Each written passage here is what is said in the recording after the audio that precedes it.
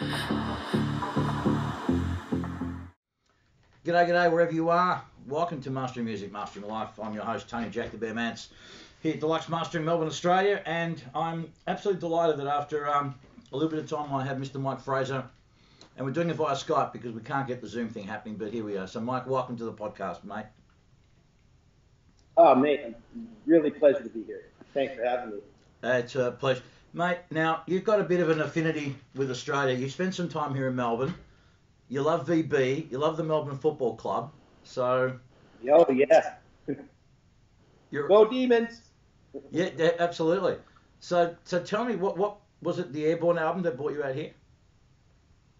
Yeah, it was the Airborne album. And, I've been doing this, 40 years or so, 30 plus anyways. And I've always wanted to go to Australia. I've done a couple, really cool bands from down there. And each one says, oh, you got to come down. But it's, it's such a cost to fly yourself down there. It's such a long flight. And it took me, 35 years to get down there. But it was the Airborne lads that said, no, you got to come down here. We're doing the record down here. You and Bob Burlett, let's come down and do it. So we camped out there in Melbourne for, I think it was about 6 weeks. And, got quite a twang going on my accent down there. And the bees and and checking out the footy. And, oh, it was such a great time. I would move down there in a second if I didn't have my whole family that I'd have to move down there too. So, loved it. Yeah, I hear you. So, it's interesting. I spent a little bit of time myself in Toronto in the 80s, and I always found there was a real affinity. I think Canadians and Australians have a real affinity with each other. I think we relate to each other very, very well. It must be a Commonwealth thing, because, me and the English guys, we get along, and the Australians, the Kiwis, we have a sort of a common thing, a love-hate thing with the Queen or whatever it is. But, we all have a similar sense of humor, and, it's a good time. Absolutely.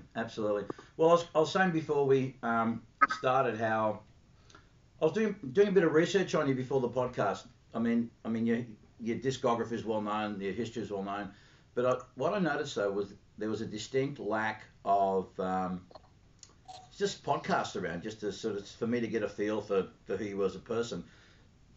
And I guess my curiosity around that is, I'm just going to assume is it just that you've been too damn busy to take on podcasts, because I'm feeling like I'm sort of on the outer here in a good way that we're actually doing this podcast. Yeah.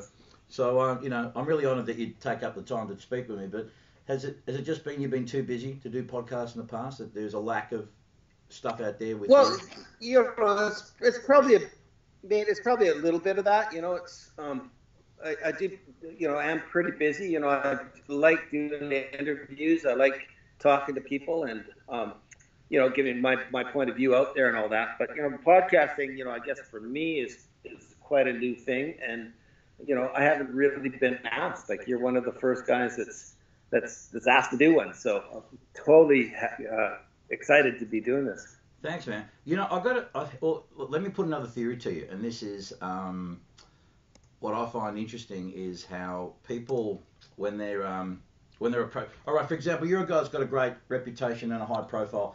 I think maybe for some people there's a little bit of intimidation around asking people. Perhaps it's like, maybe people are afraid to ask because, well, they assume he's too busy.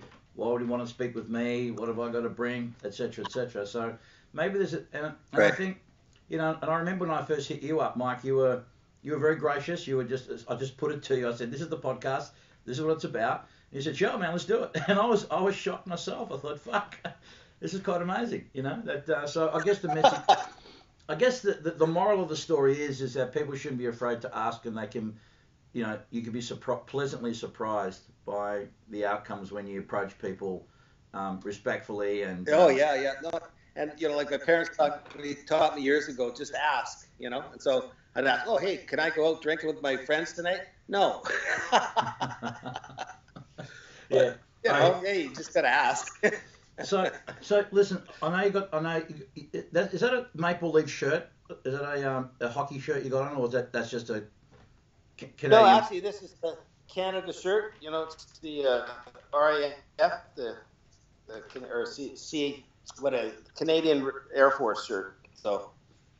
Okay. My dad was in the Air Force, so we were kind of aircraft for a while.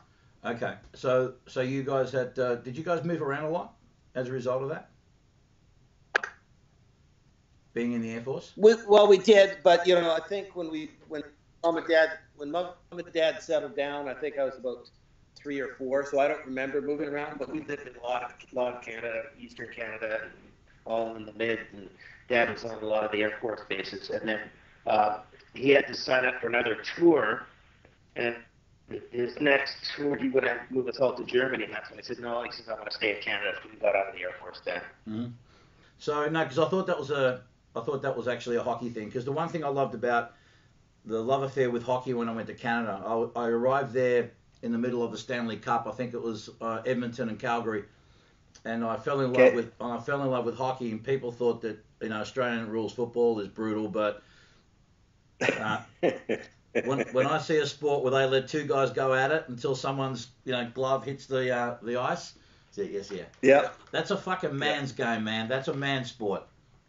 Oh yeah. I don't think I've met a hockey player yet that doesn't have his real front teeth. So I really like that saying. It was Mark Twain. He said, "I went to a boxing match and an ice hockey game broke out." That's true, mate. So funny. So anyway, buddy, we're here to talk about we want to talk a bit about your career and the main intention of my podcast is really about my passion is for mentoring young kids and this podcast I'm hoping to get as many people of a high caliber like yourself who can share their journey through their career and about their life lessons and just so people feel like I think quite often kids feel like they're alone and they're not capable of getting things done until they realize so-and-so experienced this and so-and-so experienced that and sometimes there's a misconception that people may look at you and think, oh, he's had a lucky break or he just got lucky and that's the reason why he's working on the albums he's working on.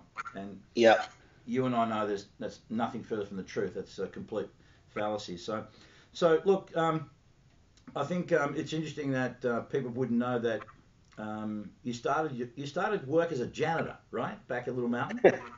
Yeah, that was my foot in the door. Yeah, janitor. Flipping the mints in the toilets and sweeping up and cleaning trash cans and you name it, waxing the floor, everything but anything to do with the audio side of things and I loved it. I loved it. I had my foot in the door.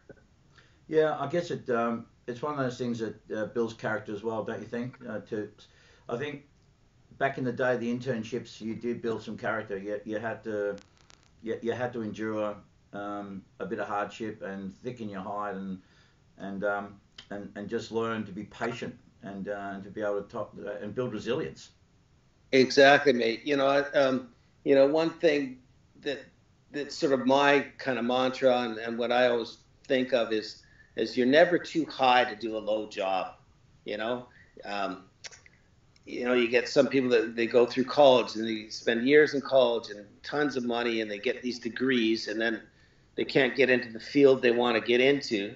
So sometimes they end up flipping burgers in McDonald's, just to make ends meet. So, you kind of, I was lucky enough to have a talk with myself earlier on. I was about, I think it was 18 when I started working at the studios. And I knew at 18 what I wanted to do. But, I did a lot of things in between. I quit school in grade 9. My dad had a logging company, so I drove truck and bulldozers and cut trees down and all that. And I loved doing it. But, in the winter, it was a pretty crappy job. It was really cold, frozen and muddy at the same time. And a lot of times we get quiet in the winter. And I just got bored sitting around. And I had a talk with myself. I said, well, what do you want to do? And I just love music. And I said, oh, I'm not good enough at guitar to make any money at it. So, hey, maybe behind the scenes. So I called up, one of the local studios at the time and called Little Mountain and asking for a job. And they said, well, they don't have any openings, but, you can come and be a janitor. You know, I think some people go, oh, I don't want to be a janitor. And I thought, yeah, I'm in. Sign me up. And I think I did that. It might have lasted maybe about 6 months before I, kind of started moving up the ladder, so to speak. Um, but every day was a blessing, and it still is. 35 plus years later, it's still a blessing. I still count my lucky stars that I'm at a job that I love, and really, it's not a job; it's a lifestyle, and I'm doing what I love, and every day I still do it with a smile on my face, like it was my first day on the job. It's, in some respects, I am lucky, but I've worked hard to make the luck work in my favor. Most definitely. I think that's great. What was it about? I remember the time in Toronto, there was a lot of engineers who wanted to go. It was LA and Vancouver. I mean, mainly LA, but it seems like a lot of guys were heading out that way. What was it about? Yeah. What was it about? Because another one of the engineers who I met, who was in Toronto at the time, taught me how to line up a tape machine. Was your stablemate Randy Staub. Oh, And, Randy, yeah, cool. yeah, and it was interesting about Randy when I met him. He had the full Bon Jovi hair thing going on, and he just had this swagger. You know, he had this thing going on when he was assisting at, it was Phase One Studios at the time, Yeah. and Yeah. and he had this thing going on, man, and it was like he had a sign over his head and said, "Move out of the way, bitches. Randy's in town. I'm here. I'm ready." And Yeah. it was interesting because of all the engineers that wanted to make it was almost like it was preordained. I mean, I know that Randy worked extremely hard and had to pay dues and that, but there was Yeah. that thing about him, and it was very admirable. So has he still got the swagger all these years later? I think so. It might be a little bit of a swagger with a cane. We're all kind of getting on there now, but no, Randy's a good guy. He's a really good friend of mine. Yeah. Yeah. So no, but it's good to see they're still kicking on. So you janited, and I guess that's what's interesting about getting your foot in and doing those situations is that's when you get a chance to meet people, to network, build relationships. Yep. Because that Yep. I've always said that we are living in a relationship economy now more so than ever, and when you have that ability, I mean, having great ears and good chops and all that is great, but that ability to connect with people and for them to feel like you're invested in them and you're providing some value in their world is Yeah. going to get you. I think Yeah. you could be a 9 out of 10 engineer with amazing people skills and be 10 out of 10 and be hard work to be around. Yeah. Well, again, Tony, I think it's hard work, really.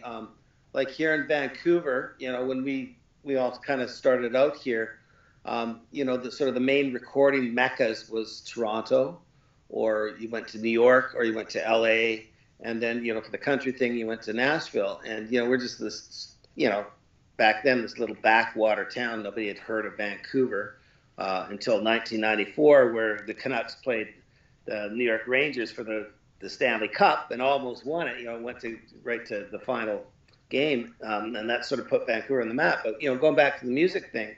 It was Bruce Fairburn.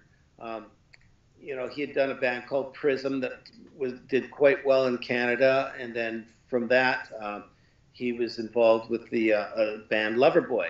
So Loverboy cracked it and started making, did quite well in the States. So that was one of the newer bands. We've had a few bands from Canada do okay down there, but that was one of the newer bands at the time do well in the States. So that kind of got an attention, and through that, Bruce sort of snowballed, eventually got Bon Jovi, which that brought in Aerosmith, AC/DC, Motley Crue, and all that.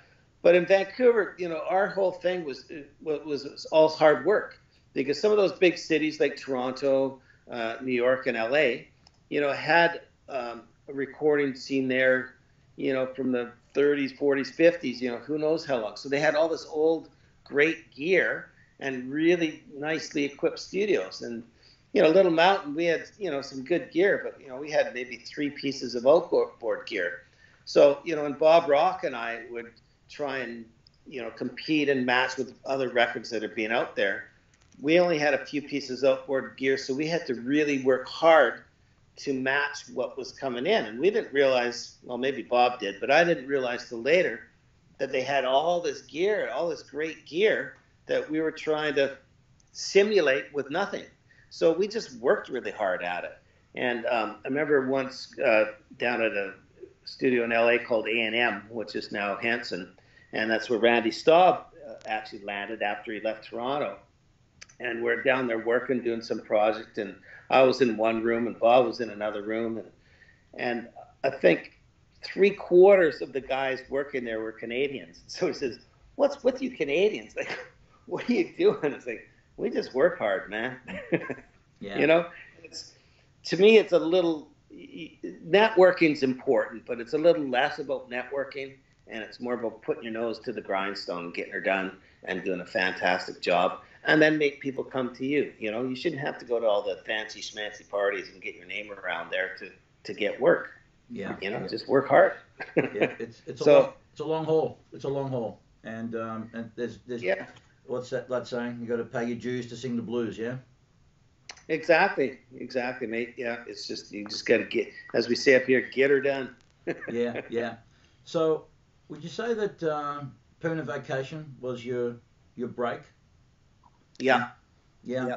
Big break. Yeah. Do you want to? I know the story behind it, but do you want to share with us how that all transpired? Sure. Yeah, well, I started that as an assistant engineer. Bob Rock was engineering. You know, Bruce was producing it. And I think we're about a week into doing the basic tracks, which is just, you know, recording all the bass and drums, and the whole band's in there.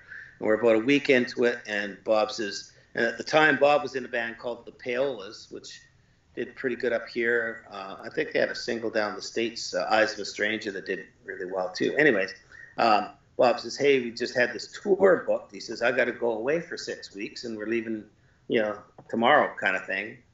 And Bruce says, oh, man, okay, that's a drag. But he says, okay, cool. He says, you go. He says, I'll just have Mike finish recording this record. And so that's what we did. You know, we spent another 3 or 4 weeks recording the record. And towards the end of that, Bruce had to go away on a business trip or something for 3 days. He says, well, I'm gone. He says, why don't you do a quick rough mix of all the songs so that we can put a demo tape together, and we're going to send it out to potential mixing engineers and see if we can find a mixer on this. So Bruce took off. I went in there and started mixing a song, and as I got close to being done, Steven, Tyler, and Joe came in, and they took a listen, and they said, oh, you don't really want to do this, do you? I was crushed. I thought, oh, I hate it. You know, I've just blown my opportunity here. And they said, no, you don't want to mix this, do these rough mixes. You want to mix the record.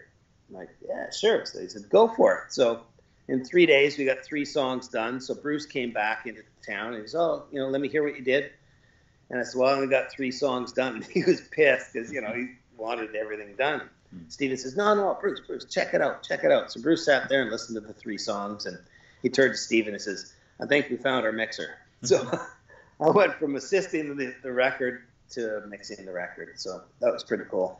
How fabulous. It just, I remember Howie Weinberg once told me about, it's all about your initial home run. You know, you work, and it seemingly goes nowhere, or you think it goes nowhere, and then one day something happens, the lucky break, as it were, and then that opens up the floodgates, and then all of a sudden the next day everyone thinks you're fucking awesome. You haven't done anything necessarily different a week ago in terms of your skill, but because of that guilt by association, and then of course for you it was like it went bananas. Yeah, exactly. But you know, also to make my point, yes, I had a lucky break, but I worked hard to make myself in that position, and I made sure that I delivered. You know, like I didn't fold under, you know, pressure or anything. Like I was ready to do it. Yeah. You know, I wasn't about to trip Bob Rock down the stairs so he broke a leg that I could get that opportunity. So it was luck. Yeah. But you know, I was ready to do it too. You know, and if I was only assisting, because at that point I think I was an assistant probably for about 7 years. So I was almost thinking about, well, maybe this isn't what I need to do, because back then somebody needed to die before you moved up to the next level, you know, and I was almost at the point where maybe this isn't for me. So, you know, a lot of guys now, they want it now and they want it immediately, and you know, they'll assist for a year and then, oh, now I'm producing a record on Pro Tools and doing all the auto tuning, and it's like, yeah, no, you're not really doing it, man. Like, you don't have enough experience. Like, you've really got to it's like an apprenticeship. And, just because you know how to use an electric saw and cut some wood doesn't make you, Carpenter. Yeah. Carpenter. Exactly. A builder. Yeah. So, Yeah. how old were you, Mike, when that happened? Let's see, it's 18, 25, 26? 24, 25. Wow, man. Like That's still yeah. quite. So how did life change for you after that? Was it almost like how did life change for you after that? Was it almost like Well, A&R? it changed pretty good. I had a manager pretty quick. I had done a record with a guy named Mike Stone out of England. Yeah. He had worked a lot of the Queen stuff all that. Mm. And we had done a Whitesnake record together. And his manager at the time, called Rick Aliberti,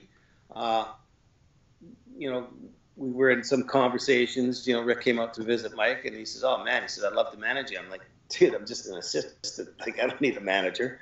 So shortly after that Aerosmith thing, Rick and I were still in touch, and so we hooked up and we had a conversation. And Rick says, he says, "Are you willing to travel?" And I said, "Well, what do you mean?" He says, "Well, you got a wife and 2 new kids. Are you willing to, travel the world and do your job?" And I said, "Whatever it's going to take, man." So we signed up for quite a few years, and Rick was very instrumental in kind of, keeping it all kind of going, so that I wasn't just a flash in the pan, and got the right projects for me, and really helped teach me about the business, because at that point I knew nothing about the business. Like, what business? People just came in the studio and recorded, and we did a record, and this is all great. And so, Rick was really instrumental in sort of, teaching me the ropes about the business and what to watch out for, all the pitfalls and the good things about it. So, it was really, he really helped launch it, and get it going. And I think that's why, in a lot of respects, why still, 35 years later, I'm still doing it, because Rick taught me how to pace yourself, take the right projects. You don't always do the projects just for the money. You got to do it because you love doing it. So do the stuff you love doing. That's what got you into the business. So keep doing that. Why would I record a session that I'm not into and I don't love it? I'm not going to give my best effort there. Sure, I could make a ton of dough, but really, I'm not here to make money. I'm here to make great music. So he taught me that too. So that was awesome. So in this day and age, I guess in 1990, it would have been a lot of hoops, and dare I say, quite a bit of cash to get your services on a record or be of a certain music that you connected with. So in this day and age, if Joe Schmo from the Burbs today has got a rock album and he wants you to mix it, are you more accessible? Do you find you're more accessible these days for projects, or do you still? I've always been accessible. One of the problems I find nowadays with the sort of the shrinking budgets, especially with the rock music, and there's so many people that do it sort of at home and in the box and all that. I can't compete with those prices because I don't own my own studio.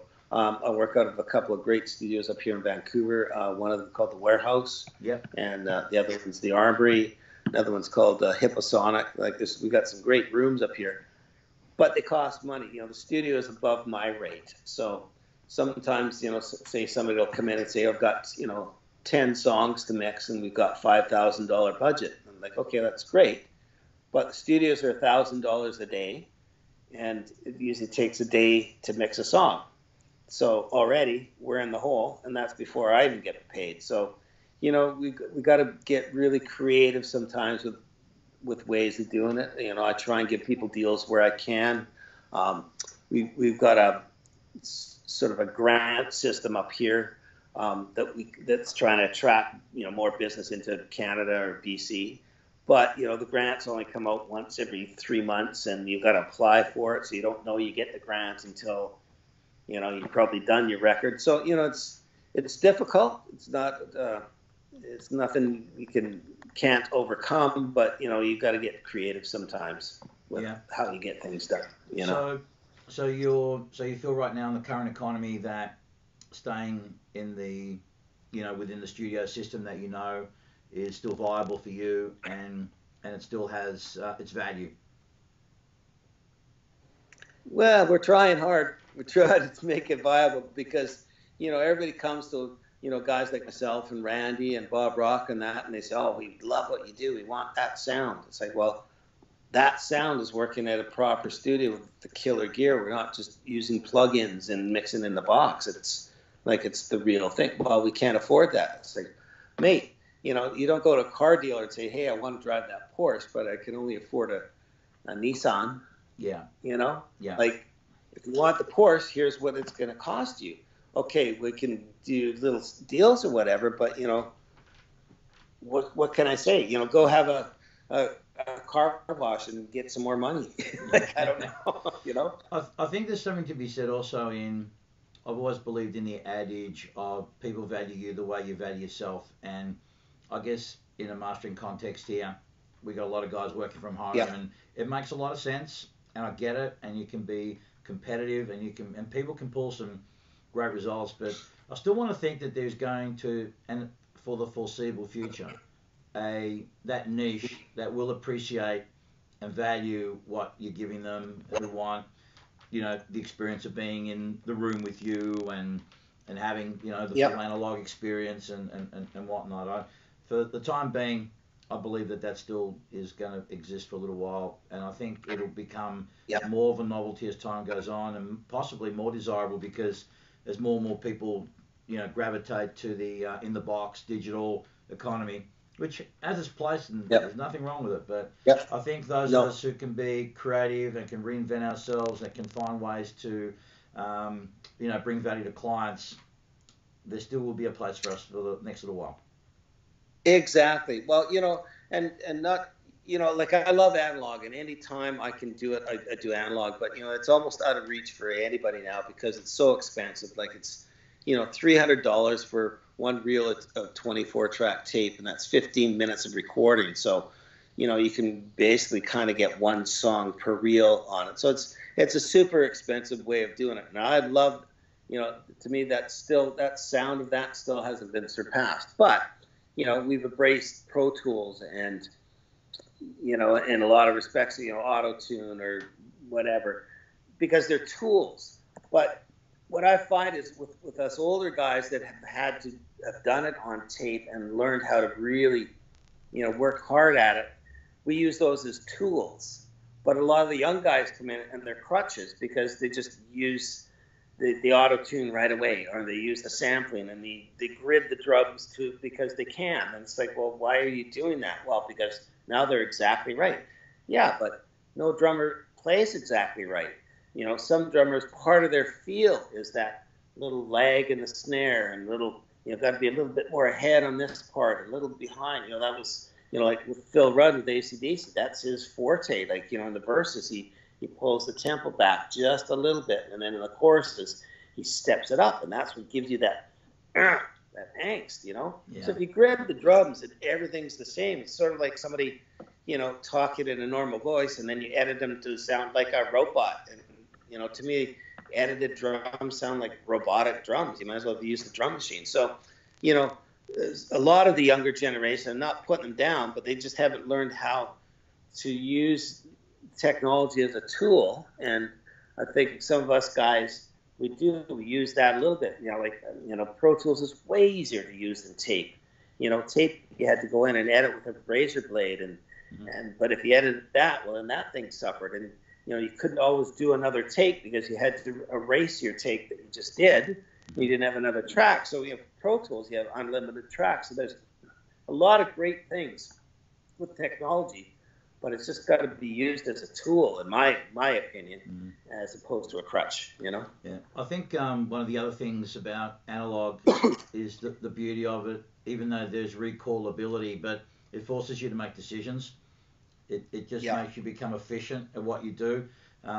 Sometimes you can, because you got the luxury of non-destructive editing and having all these different versions and etc. that you can get so far down a rabbit hole that you can lose track. Of what's going on. Yeah, I swear, like with some of the guys that I train, some of the assistants up and coming, and some of the studios I work at, I challenged them. I said, well, when you're doing your own little sessions and you're on a Pro Tool session, I said, take this challenge at least on one of your sessions. Limit yourself to 24 tracks. Don't open up anything more than that. Make the decisions, bounce the drums down, whatever you've got to do to keep your track smaller, because it's so easy to just open a new track. And all you're doing is you're delaying the decisions till later. So in essence, they're going, well, we'll just fix it in the mix. I've had some sessions show up for me to mix that are 200 plus tracks. I can't even play them. And I'll go, well, what is it? What do you do? Well, we wanted to give you all the options. It's like, well, no, don't give me all the options. You're supposed to be producing this. Produce it. I don't have time to go through 200 tracks, or you couldn't afford me to pay me, to go through the 200 tracks. It's just going to take so long. So, limit yourself on your track count. Like, really think, well, is that worth keeping? Do I love it? No. Okay, go over it. So, and that's, I think, a lot of these recording schools that now have popped up, I think that's what they've got to start teaching these kids is decide. Is this good? Is this great? Yeah. Does it make you cry? No, go over it. Well, what if I can't beat it? Well, you better beat it because it doesn't make you cry. and sometimes, actually, on that, I know I've had experiences in here where I've shed a tear. Do you find yourself you've had those moments in the studio where you've worked on something and it moves you that emotionally? Oh yeah, all the time. I'll be mixing somebody's track and I sit there and I'm, I'll get everything kind of sitting where I want it, and then I start kind of, doing some of the moves and all that. And sometimes I find myself just tearing up, and I'm like, wow, where did that come from? But I just get so inside of the music, it just still moves me. Yeah, I think that's a good sign. I think that's what music's all about. And I'm not a very technical person. I come from the school of twiddle the knobs until it hits you. I'm always thinking it. Well, again, from my end of the record making process, my thing is, what does Johnny? How is this going to affect Johnny Punch Clock when he hits play? Yeah. Does he get excited? Does he get moved? Does he get angry? Does he get whatever? But can I just go backpedal for a second to talking a little bit about the about getting things tight and messy? Do you want to just share with people the beautiful story that you experienced with Jimmy Plant and Robert Page on that little record? Because I thought that's a delightful little story. Oh yeah, well yeah, it was a Coverdale Page record. We were down in, we had tracked it all here in Vancouver, and then we went down to Miami to do all the overdubs because Jimmy had a place there. I think David had a place there, but David liked the atmosphere and the warmer weather for his voice. Anyway, so we're down there working, and we'd spent a whole day with Jimmy recording acoustic guitars, and so at the end of the night he goes home and he goes, well, okay, let's check this out in the morning. So when he left, I'm listening to the guitars, and they're kind of sloppy and all over the place, and we didn't have Pro Tools at the time. So what you do is you bounce the guitars to another tape machine, and then you can sort of sync it up and fly them back into each other. So I made them more in time to each other and got them all kind of going together, and it sounded pretty good to me. So I'm like, okay, great. So Jimmy comes in the morning and says, oh, let's listen to what we did last night. So I played it to him, and he goes, what happened to the guitars? I said, oh, well, I cleaned them up, fixed them up a bit. And he goes, well, put them back. It's not what I wanted. It's like, so that really taught me a good lesson. That, just because something's maybe a little out of time, listen to the heart and soul of it, and don't listen to the timing of it, because if it swings and it's got its thing, that's what it is. So that was a good lesson. Have you ventured much outside of rock music in your career, just out of curiosity to try something different, or because most of your discography is in the rock genre, or you've just been happily sitting there because it's been successful for you, and maybe it's been a personal preference? Well, I like all music. I've done some country music. There's a gal up here in Canada called Terry Clark. She's quite awesome. I've done a couple of things with her, and I've been down to Nashville and did some Big and Rich stuff, and so I've dabbled in it. I know my most forte is into the rock thing, and I think it's mostly because that's what comes to me.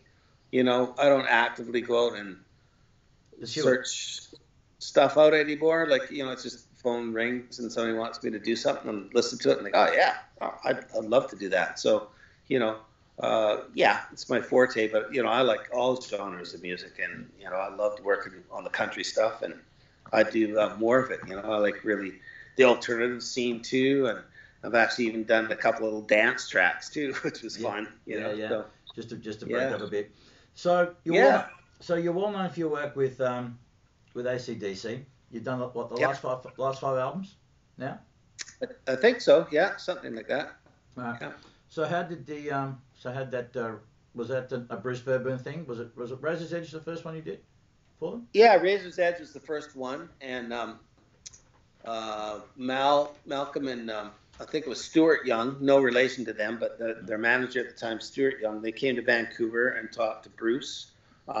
They had sort of done most of the recording for a record with George, and I think either George got sick or a family member got sick, but George couldn't finish the record, so they came to Bruce and said, well, look, we just got vocals and lead guitars to do. And Bruce says, sure, yeah, I'm in. So they came into the studio and we started doing a vocal, and it was a song that the key wasn't right for Brian, so they decided to change the key of the song, and so we had to re-record the guitars and the bass and that.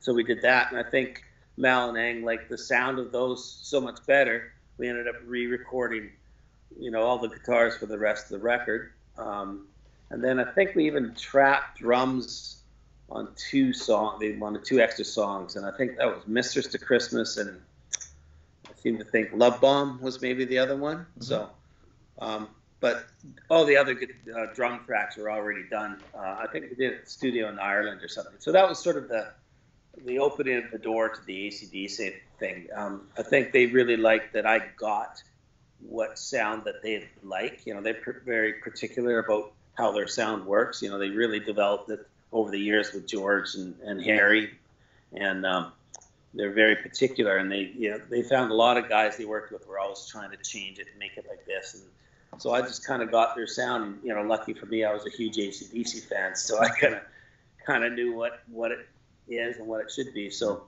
I think that sort of helped. They keep coming back to me. Fortunately, it's a blessing. But yeah. So are the rumors true that there's another album in the works? Well, yeah, I can say that we've been in the studio doing something. What's come of that, I can't discuss yet. That's but okay. With Brian singing. I think so. Wow. So but maybe not on the road. So what did you think of it when Axl? What was your take on the whole Axl thing when they Well, you know what? I get it. They had commitments to finish a tour, and Angus and the rest of thought Axl was the one. As a fan, I don't like that choice, but I get it. I think Axl did an amazing job. With especially some of the older stuff that they don't usually do, and Axl's got that higher range. But to me, it kind of tarnished, in my opinion, the AC/DC name. Mm-hmm. That wasn't AC/DC to me. That was just a band going through the motions, and the AC/DC's never been that band. So yeah. But hey, it got it out to the fans, and that's what Ang wanted. He just wanted it to keep going and not disappoint people, and that's what this band's always been about, is the fans. So yeah. I respect that decision. Yeah, definitely. I mean, it's great that no matter how big people get, don't forget where they came from. They don't forget who made them, and that's reflected, isn't it, in how they deliver when they do their shows. I remember, I guess like you've been to a lot of shows as I've been, and I think the last time I saw AC/DC was the Black Ice tour, and it'd been a while since I'd seen them, and there was a little part of me that I got to be honest, it said, you know what, maybe they're gonna getting to a point now where they're going to take their foot off the brake a little. Maybe they can afford to rest on their laurels a little, because after all, it's AC/DC, they're on their home turf, and no one could really blame them. And I left that gig, no shit, Mike, on this high like the first time I went to a concert as a kid, it was like the magic of music hit me again, and it rejuvenated me, and it just, not that I became jaded, but you know when you've been in music for many years and you know the ins and outs of it, and it takes a lot to impress you because you know the mechanics and the inner workings, and then something comes along and blows you away like that. It was an amazing experience, and it just was, you know, just those guys paying the ultimate homage to their fans by, like, yeah, doesn't matter how long they've been doing it for, they were still like as if it was they were trying to impress people for the first time, you know, like Exactly, and that's what I love about this band. You know, they do that in the studio as well. You know, when they play through a song, like it's like their last song they're ever gonna play. You know, and you go to their show and you know it's just amazing, and it's great going with someone that's never seen them before and see their jaw kind of hit the floor, because like you say, you go to other shows, oh, they're good and the pyro's good and this is good and that's good, but you go and see an AC/DC, they give 120%, you know, and it really shows. It's like, holy shit, now that's a band. Yeah, you know? Yeah, most definitely. Tell me, do you do things like, I find that every couple of years I have to go get my ears tested. Do you find that's something you still need to do, or how do you go with, you know, just... What's that? What? Just turn up the hearing no, aid. mate. Turn up the hearing aid, Mike. Turn up your hearing aid, boss. I'm sorry, my batteries are going dead. No, you know what? I've never really gone in and had my hearing tested. Oh, did I lose you? Hang on. No, it just took a snapshot. Oh, no, we're still there. Skype took a snapshot. I don't know what that was about. That was very random. Maybe they're trying to capture me in my hearing test. No, I've never gone and had a hearing test. You know, to be honest, like, you know, I've been around a lot of live music, but when I'm mixing in the studio, I'm mixing so quiet that, you know, my assistants, you know, they're not allowed to come in and out of the room. Just the sound of the door is going to disturb me. So I'm always really quiet. Like I blast it for a couple hours during the day, and then I'll down. So, you know, I'm sure I've got some hearing loss, but I don't want to know. Like, you know, if I take a test and like, oh, you're down 2 dB at 4K, well, then I'm going to start second guessing what I'm hearing. So I think a lot of me is, I'm like you, I just kind of twiddle the knobs until it sounds right to me. And I think I do things more by feel anyways. Like I'm not an audiophile. I wish I was, but I'm not. So I'm just a bit of a hack, but I like to try and get the heart and soul of the song into what I'm doing and make it sound half decent, you know? So, yeah, I'm probably going deaf, but I don't know. You know, it's, I used to, you know, it's funny you're saying we have a similar approach to the way we, you know, create records and stuff. But for many, many years, Mike, up until maybe a year or so ago, I felt like a great imposter, like an absolute fraud in what I did, because I'm the least technical person on the planet. I would at a stretch I'd be lucky if I could wire two bits of wire together. I'm just and it almost sounds shameful, and you know, but I'm honest. I'm straight up. I'm not going to lie to you anyway. But for a long period of time, I felt very inferior because of my lack of technical expertise, and so therefore I felt like I wasn't one of the boys, you know. But I've gotten over that. Therapy helped me with that. I'm through it now. Well, you know, I'm with you on that, Tony. I'm still there. Like, you know, I'll be say doing an interview and somebody says, "Oh, I saw a picture of you in the studio, and hey, I see I got those 674 Bs that you're using," and I'll go, "I did? Which one are those?" Like, I'm such not a gear guy. Like, I don't even know what the hell they're talking about. Like, oh, those black things? Oh yeah, those sounded great on the drums. Oh yeah, those are the Yamaha. Like, oh, sure, okay, whatever. Oh, yeah, embarrassingly so. I know nothing. So listen, do you get to? So you're mainly working in Vancouver. Do you get to travel a lot these days, or with records? Yeah, I still travel a fair bit. I try and pull it back here at home. I'm married. 4 kids. I've got 6.5 grandkids. Another one on the way. And Congratulations. yeah, thanks. So, early on in my life, when my wife and I first got married, I think I was on the road like, God, 9 months of the year. Like it was crazy. So it's not that insane anymore. But yeah, I still got to go away a lot. I think the only thing that saves me from having to go away is just budgets. Now it's so much easier to send me the files and I can just mix here. The band doesn't have to fly here. They don't have to fly me in hotels and all that. So it helps the budgets. But I enjoy traveling.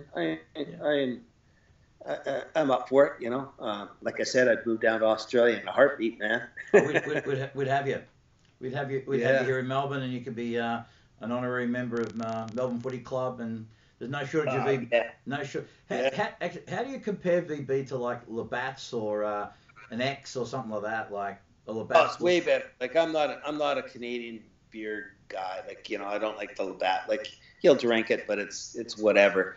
I like a lot of the English bitters and stuff and that. So when the boys introduced me to the VB or MB or whatever, yeah, it was good. You were there. You signed up. Yeah, I'm there. Yeah, and the Parma every night. It was a Parma. Yeah. Go down the pub for a Parma. Yeah. No, it's good times. Well, if you ever come back here, mate, you'd be welcome here. We'd love to have you down. But let me ask you something. Just curiosity. Through the days of travel, man, how did you manage to keep your family and keep the balls juggling? Because for a lot of musicians and artists, and even in my industry, I'm on my second time round. So yeah.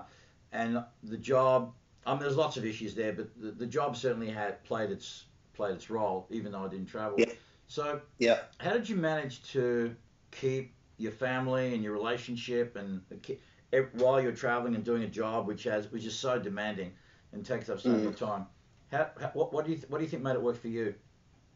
Well, I guess I gotta hand it to my wife. Like we actually split up for about 8 years, and then we got back together and had another kid, and we're still together now. But she just wanted to be a mom and wanted kids, and we had 4 kids, and she was just happy as a clam. As long as the money was coming in, and and everything was cool. She always said she wanted to marry like a truck driver or somebody that wasn't home all the time. So I'm like, okay, well, I'm not home all the time. But she was, very supportive in what I was doing. She never gave me any flack about anything work related. So, yeah. Did any of your kids have aspirations to do music? Are they musical? Your kids musical, or with any aspirations to do similar to yourself or something musical? No, not really. They weren't even really impressed that, Dad works for AC/DC, or Dad did a Metallica. Like, they weren't really phased, because they grew up with it. My youngest son, Dylan, was, when he was in school, played in a garage band for a while next door to us, and next door neighbor, the son, was a drummer. So I said, okay, you guys go set up in their garage.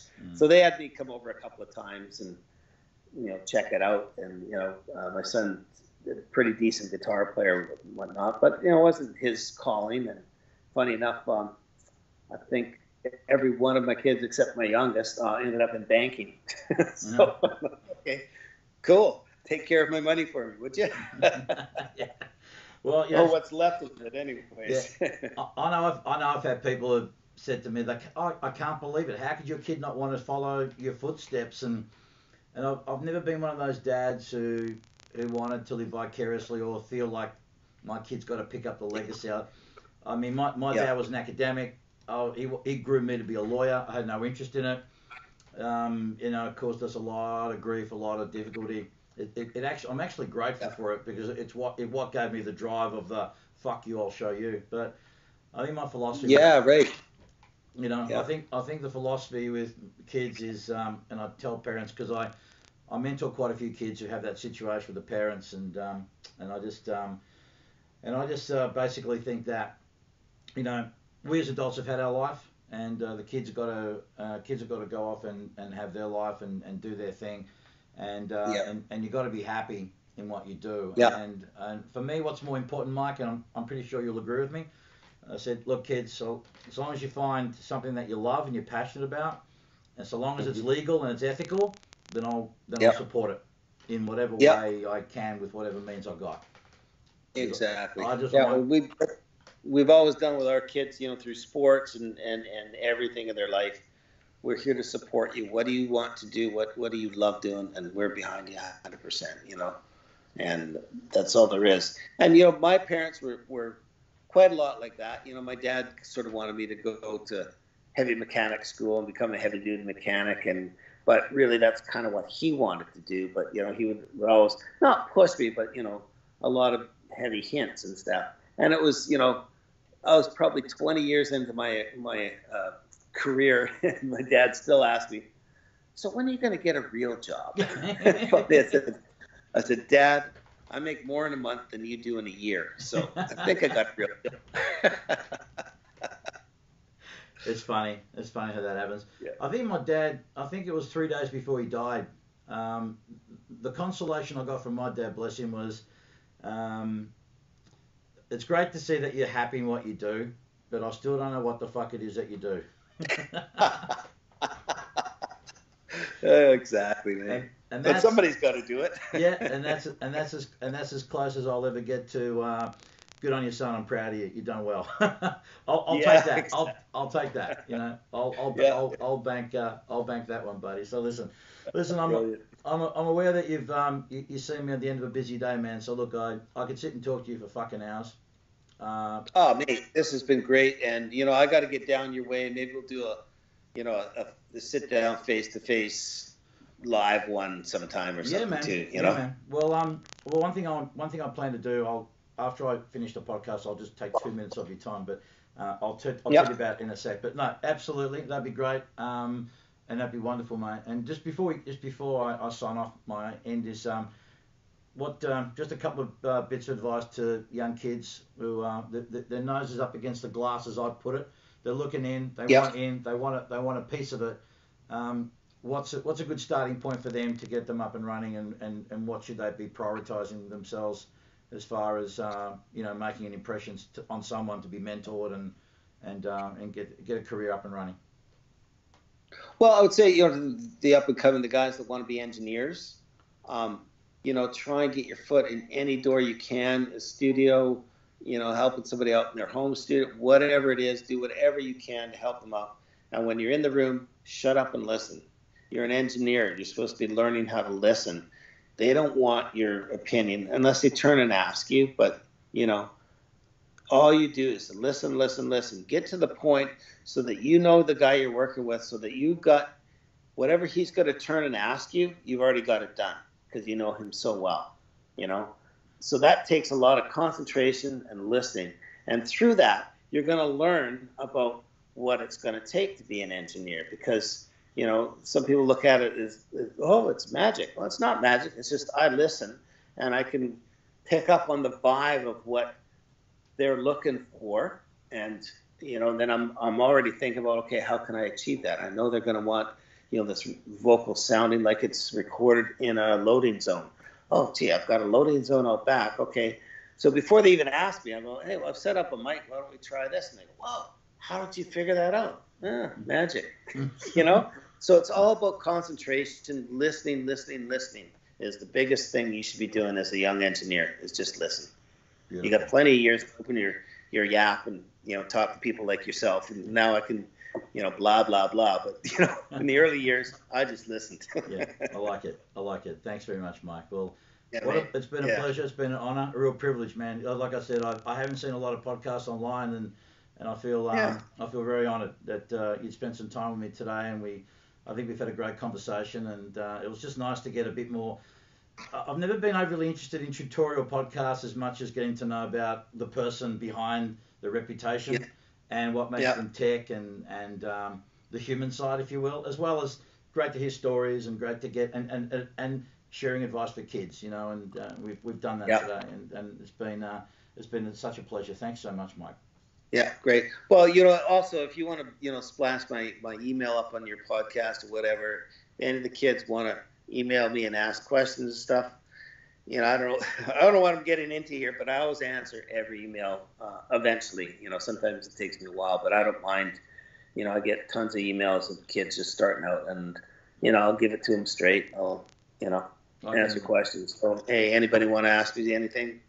Email away. I can certainly vouch for you in that respect, and it's part of what makes you such a classy operator. Thanks so much, Mike. Cheers, mate. Yeah, thanks. Great. Thanks for having me. That's an absolute pleasure. And there you go, folks. So before I sign out of here, I must say quick thanks to the Cave Hub in Abbotsford, who are great supporters of the show. So if you want to do pre-production for rehearsals, they've got a great PA stage, the whole bit down there. It's a great venue as well. Go check out the Cave Hub, and also to my family at Omega MMA Brazilian Jiu-Jitsu in Down Street, Collingwood. Great club for those of you who want to get down, get fit, and become an absolute fucking killer. Anyway, that's it for me. Thanks very much for watching and listening. Remember, as I say, please be nice to each other, but more importantly, be nice to yourselves. I love you fuckers, and we'll see you soon.